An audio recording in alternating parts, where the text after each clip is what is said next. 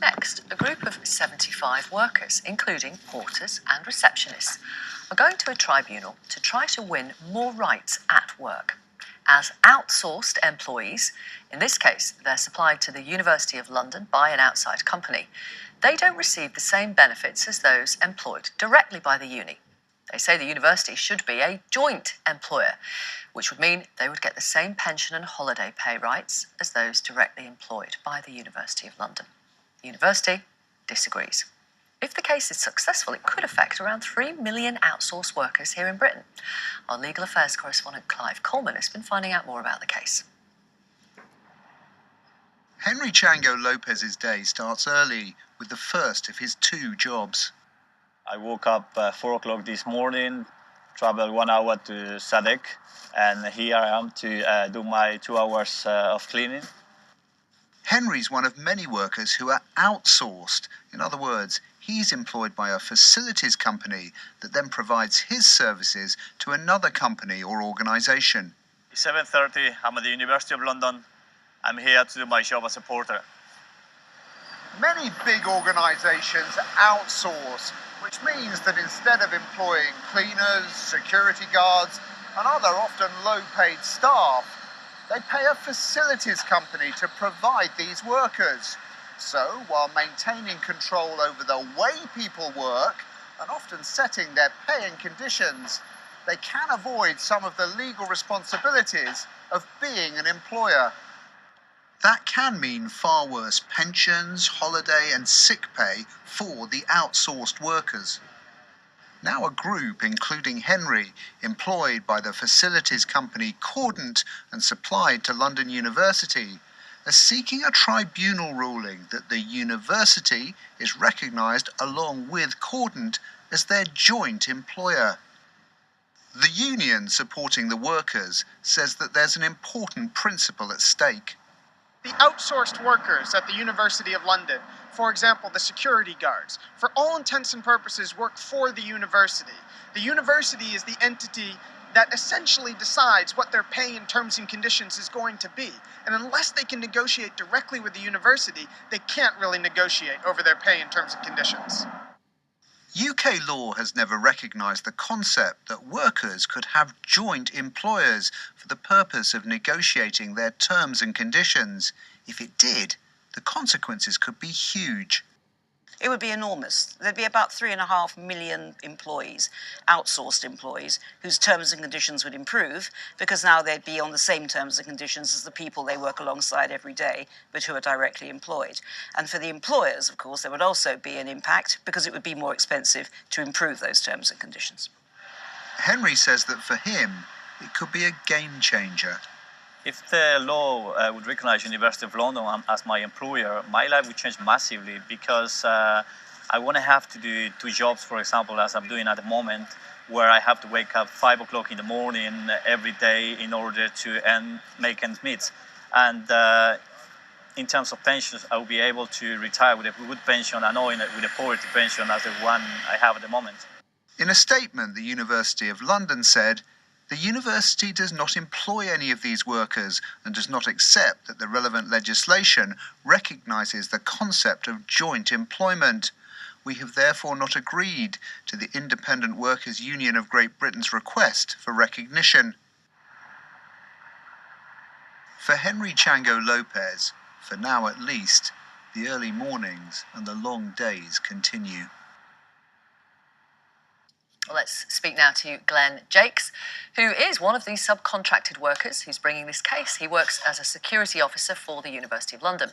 Danny Millam is branch secretary of the University of London IWGB. He also works at the University of London as well as a full-time employee. Melanie Usabi is a business analyst and professor at Hult International Business School, and Daphne Romney QC, you saw in that film, a barrister specialising in employment law. Okay, Glenn, you have been subcontracted by the uni to provide security. Have you always been in the subcontracted position? No, when I first started working at the university, I was employed directly by the university. And for the first 2 years, I was employed by them. Then the contract companies took over.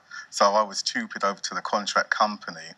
And when we TUPE'd over to the contract company, basically we lost our pension, and the university paying quite a good deal with the pension scheme. So when that stopped, we lost that. So we had to really make our own way with the pensions. So that was one of the reasons why I took the job, because it was one job that I was going to hopefully stay there for the rest of my days and get a good pension. So that was out the window, basically. And there were some people who had even been working there 30 years, and then they've lost that pension now, you know. And so for a number of years, you've been in the position of working for the outside company, working alongside full-time employees of the university, but without the pension contributions, without the holiday pay, the sick pay, without the same rights. What does that feel like? Well, to be honest, with my point of view, I was TUPE'd over, so some of the conditions were the same. It was mainly the pension, but it's the other contract staff that they lost everything, basically. They weren't getting the sick pay, and they had to fight for that. Everything they got to basically match what the direct employees were getting was by the unions fighting for it, because they had lost it all. The only thing is, the contract company that first took over, we were treated pretty badly. We were treated like we're second-class citizens, to be honest. Well, you don't have the same pension rights, so that's one of the... but it was even the treatment by the managers themselves that was pretty bad. Okay.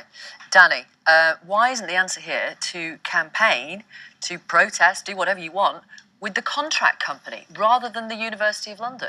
Yeah, we were chatting about this before we started, actually, and I think the deal is that it's the University of London that decide all of these terms and conditions. So, for instance, in the past, in 2011, when the university brought in the London Living Wage, again, we had contractors at the time, and the university agreed that they would make up the difference. They would pay that to the contractors. They'd done the same thing when we fought for and won slightly improved terms of holidays and for sick pay. Again, the university stepped in and paid that. Right. So it's at every juncture, it's the university that's responsible here. Well, they totally disagree. They say the university doesn't employ any of these workers. They don't accept that the relevant legislation recognises the concept of joint employment. We've therefore not agreed to the union's request for recognition. I wonder what you say from a business point of view in terms of an outsourced company giving the same rights as the full-time employees. I think we have to look at why companies outsource in the first place. And so it's not necessarily about cost-cutting measures. Sometimes it's just about putting a capability in one place. So, for example, University of London, they are an education facility. And so they say, okay, you know what? Cleaning, accounting, IT, tech, we outsource it to another organization just because we are not specialists, but there are people who are specialists. However, in regards to specifically outsourcing workers, then we know for a fact that companies have done this to get away from the rights and obligations, the legal obligations that they have towards taking care of their employees. And so, quite frankly, I would say, why are we not looking at Corden?